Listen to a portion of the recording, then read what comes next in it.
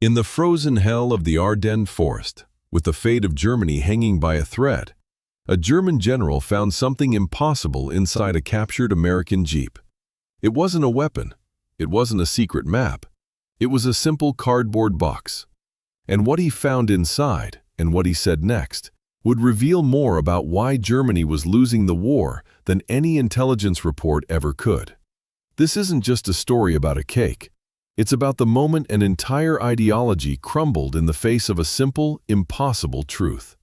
To understand the weight of that moment, you have to understand the world it happened in. The story you're about to hear is a footnote in history, but it's one of the most revealing.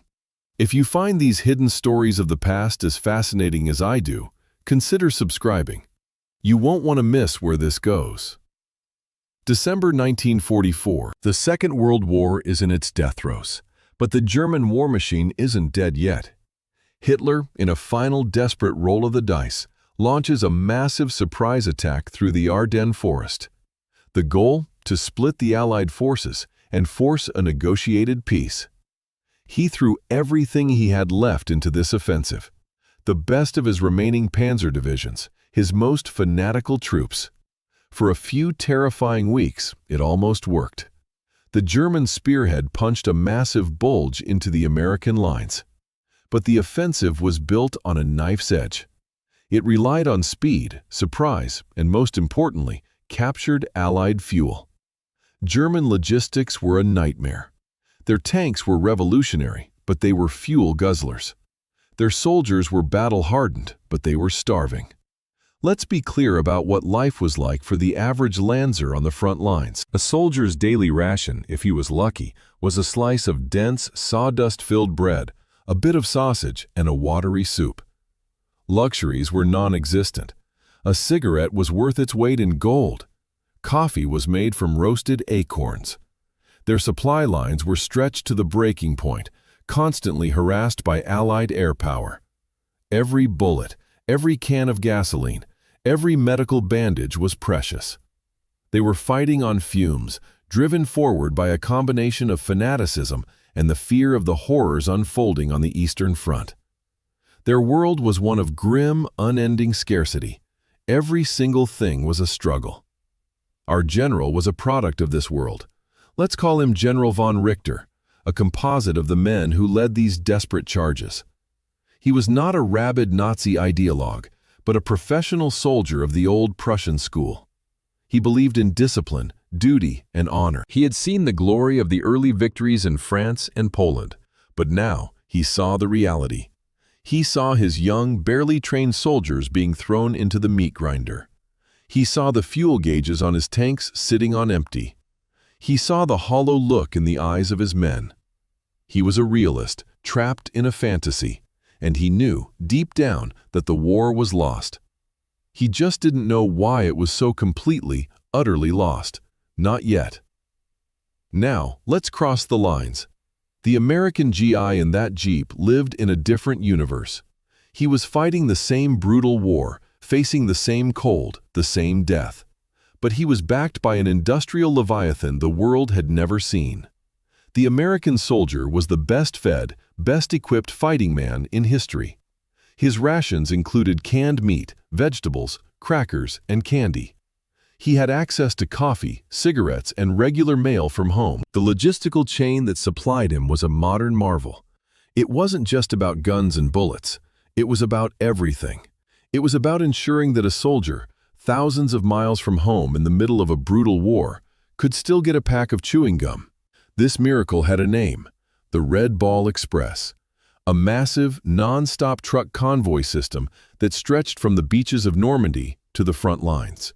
For 82 days, nearly 6,000 trucks hauled over 400,000 tons of supplies. They drove day and night, on makeshift roads, under threat of enemy attack. This relentless river of material was the lifeblood of the Allied advance.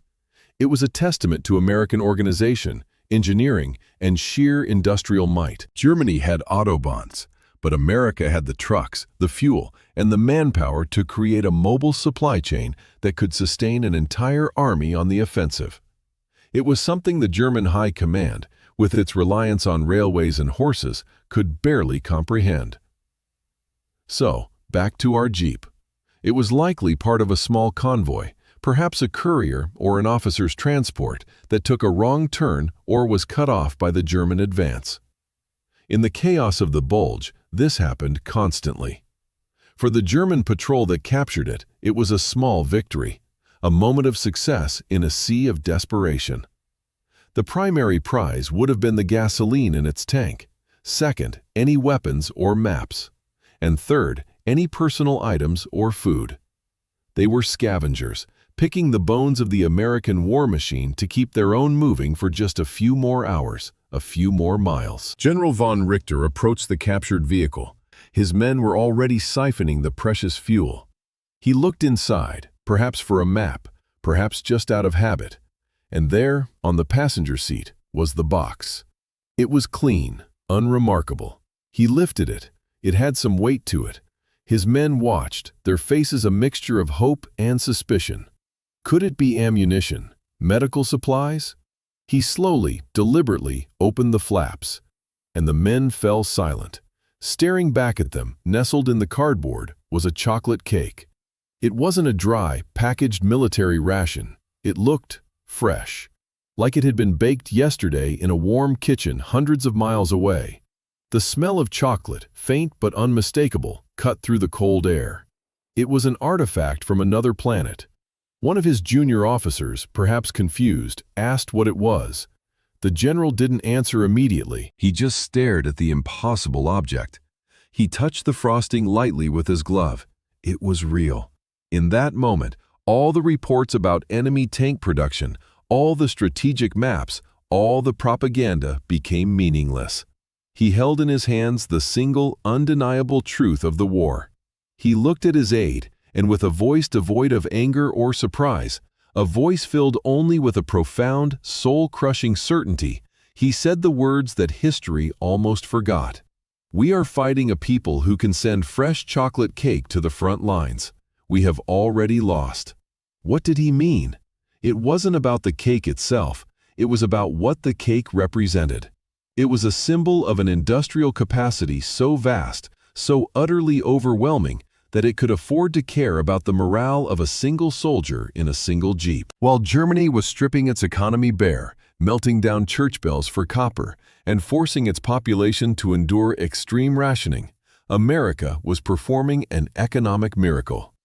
In 1944 alone, the United States produced more aircraft than all the other warring nations combined. It built ships faster than German U-boats could sink them. The general understood that Germany wasn't just fighting an army, it was fighting an entire continent that had transformed itself into an arsenal. An arsenal so productive it had luxuries to spare. The cake was also a psychological weapon, even if it was never intended to be one. It was a message. It said, "We are so powerful, so well supplied, that we can ensure our men not only survive, but live with a measure of comfort and dignity." It spoke of a nation that valued its individual soldiers, that saw them not just as cogs in a machine, but as sons, brothers, and husbands who deserved a taste of home.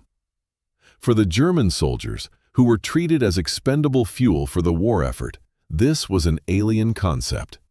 Their own high command demanded sacrifice above all else. The cake was a symbol of a different philosophy, a different way of life, and it was devastatingly effective. Think about the sheer logistical audacity required for that cake to exist. A baker, likely a volunteer for the USO or Red Cross, made it somewhere in the United States. It was packaged, transported to a port, and loaded onto a ship in a massive convoy, protected by the U.S. Navy. It crossed the Atlantic, was unloaded in a French harbor that had been rebuilt by Army engineers in record time. It was then placed on a truck, which was fueled by gasoline refined in Texas and shipped across the ocean. That truck drove it hundreds of miles to a forward supply depot, where it was then given to a soldier, maybe for his birthday, maybe just as a random treat from home. Thousands of people, millions of man-hours, a global supply chain of unimaginable complexity, all culminating in this one simple, morale-boosting object. It was a system the Germans could not hope to compete with. Contrast this with the German reality. By late 1944, the German war economy was a hollowed-out shell. It had been brilliantly organized for a short, sharp war by figures like Albert Speer, but it was completely unsuited for a prolonged, global conflict of attrition. It relied on plunder from conquered nations and the brutal exploitation of slave labor. Its industries were under constant, crushing aerial bombardment. Raw materials were critically scarce. The German war machine was like a magnificent clockwork tiger, impressive to look at, but its internal spring was broken. It was running on momentum and fear, nothing more. The general knew this. He saw it every day in the lack of spare parts, the poor quality of the fuel, and the hunger of his men. The cake also spoke to the fundamental difference in the nature of the two armies. The Wehrmacht was, in many ways, the pinnacle of a 200-year-old tradition of Prussian military professionalism. It was a top-down, rigid, and highly effective fighting force. The American army, by contrast, was a citizen army. It was a messy, improvisational, and incredibly adaptable force of mechanics, farmers, and clerks from a democratic society. It valued initiative and problem-solving. This bottom-up ingenuity, combined with overwhelming material advantage, created a new kind of military power. A power that could not only fight, but could also bake a cake and deliver it to the battlefield. The story doesn't end with the quote. What happened next is just as telling. General von Richter didn't throw the cake away in disgust. He didn't keep it for himself. He ordered it to be carefully cut and distributed among the men of his patrol. For these starving soldiers, it was a miracle. A taste of something sweet in a world of bitter cold and death. In that moment, the cake ceased to be an enemy artifact. It became a shared human experience. An act of grace from a commander who understood that his men needed more than just orders. They needed a reason to feel human again, even if just for a moment.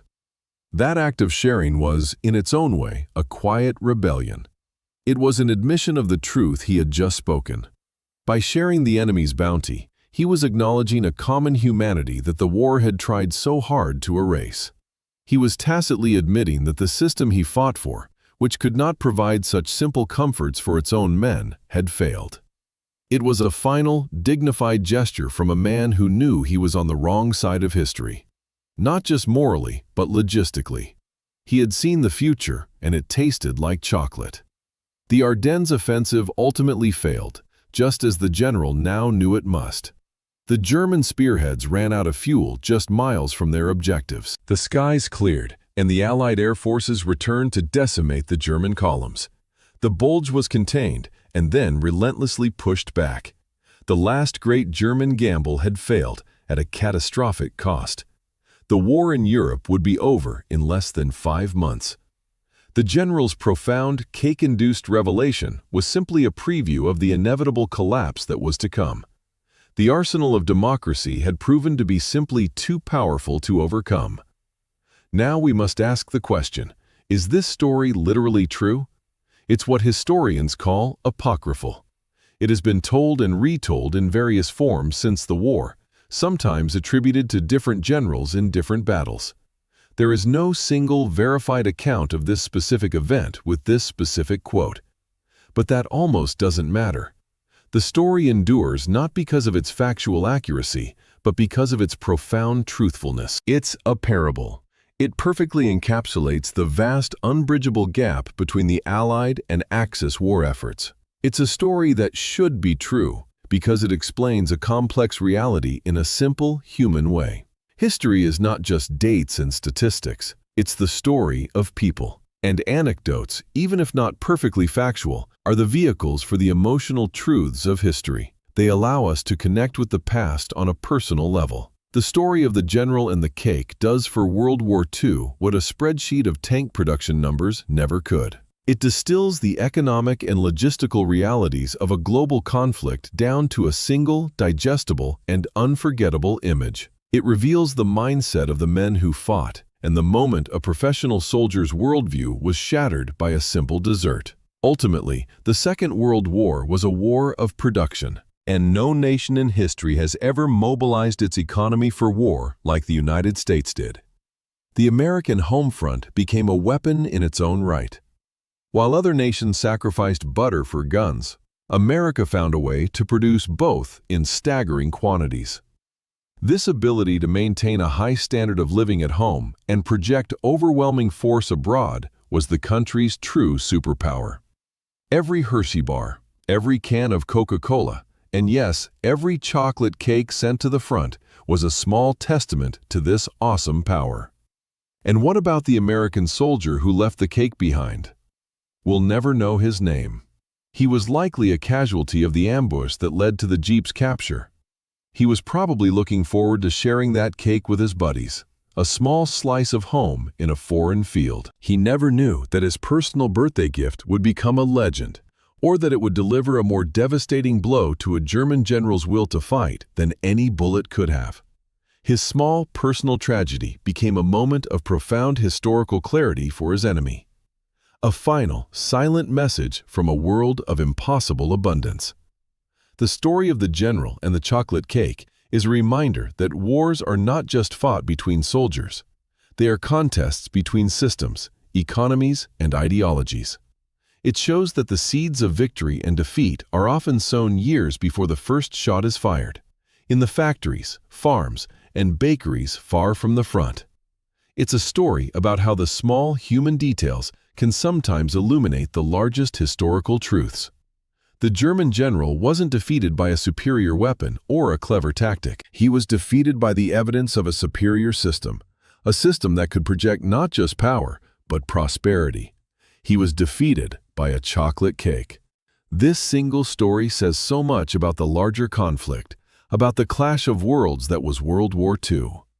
It's these small moments that truly bring history to life. What do you think? Is there a small detail from a major historical event that you think tells a bigger story? Let me know in the comments below. I read every one of them. Thank you for watching, and we'll explore another forgotten corner of history together next time.